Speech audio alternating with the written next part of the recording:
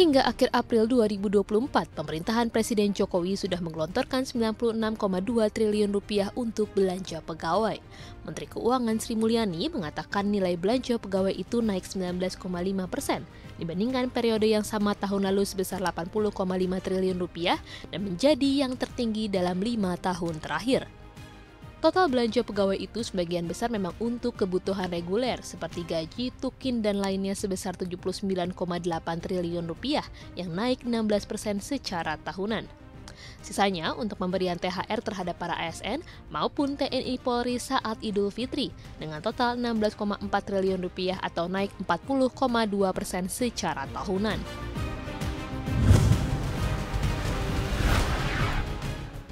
Lembaga Penjamin Simpanan atau LPS memutuskan tetap mempertahankan tingkat bunga penjaminan pada level 4,25% untuk tabungan berdenominasi rupiah di bank umum.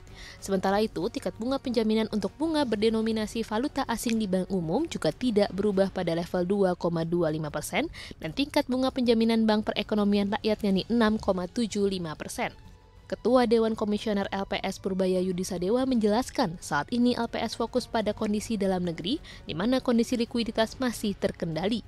Dengan demikian tidak perlu untuk menggerek tingkat bunga penjaminan. Adapun LPS mencatat saat ini sebanyak 99,94% rekening nasabah umum dijamin oleh LPS atau setara 573,99 juta akun.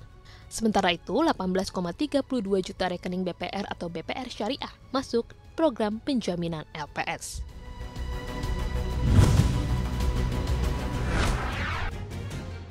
Pengusaha tekstil di dalam negeri sedang kesal. Penyebabnya, keputusan pemerintah merombak lagi aturan impor dengan menerbitkan Permendak Nomor 8 Tahun 2024 yang membuat aturan impor direlaksasi, tak lagi mengharuskan pertimbangan teknis sebagai syarat memperbolehkan persetujuan impor.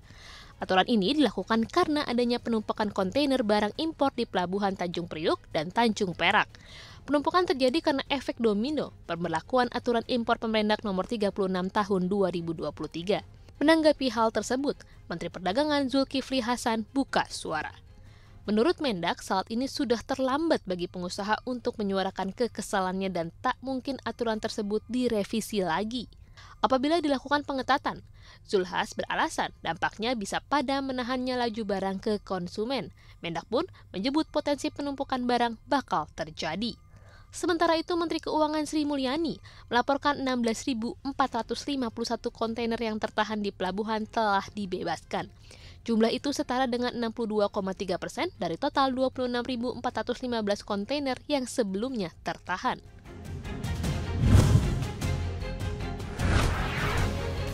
Menteri PUPR Basuki Hadi Mulyono menyatakan sistem transaksi tol tanpa stop atau Multi-Lane Free Flow atau MLFF diterapkan pada tahun ini, namun tak langsung ke MLFF. Basuki menambahkan, sistem transaksi akan diawali dengan Single Lane Free Flow atau SLFF, di mana akan tetap menggunakan penghalang atau barrier. Sebelumnya, pemerintah mengeluarkan Peraturan Nomor 23 Tahun 2024 tentang jalan tol. Dalam peraturan ini disebutkan bahwa kendaraan yang akan melalui jalan tol wajib mendaftar melalui aplikasi khusus MLFF di smartphone, yaitu Kantas. Pengguna jalan tol yang belum mendaftarkan kendaraannya bakal terancam sanksi berupa denda. MLFF sendiri merupakan proyek strategis nasional yang sempat molor dari rencana. Seharusnya teknologi pembayaran tol nirsentuh bisa dirasakan di Indonesia pada 2023, namun sampai saat ini belum juga bisa digunakan.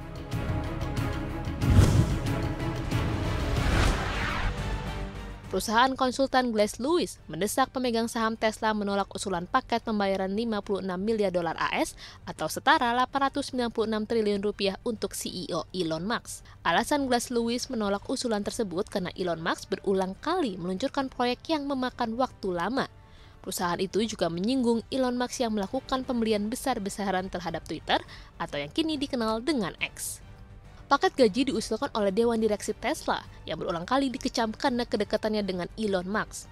Paket tidak meliputi gaji atau bonus tunai, namun menetapkan imbalan berdasarkan nilai pasar Tesla yang meningkat hingga 650 miliar dolar AS selama 10 tahun sejak 2018. Tesla saat ini ditaksir menilai sekitar 571,6 miliar dolar Amerika Serikat. Rekomendasi Glass Lewis diprediksi akan mempengaruhi langkah investor Tesla soal gaji Elon Musk yang akan dibahas pada pertemuan tahunan perusahaan di tanggal 13 Juni mendatang. Di sisi lain, jika proposal ditolak, Elon Musk mungkin akan mengancam untuk mengembangkan produk di luar Tesla.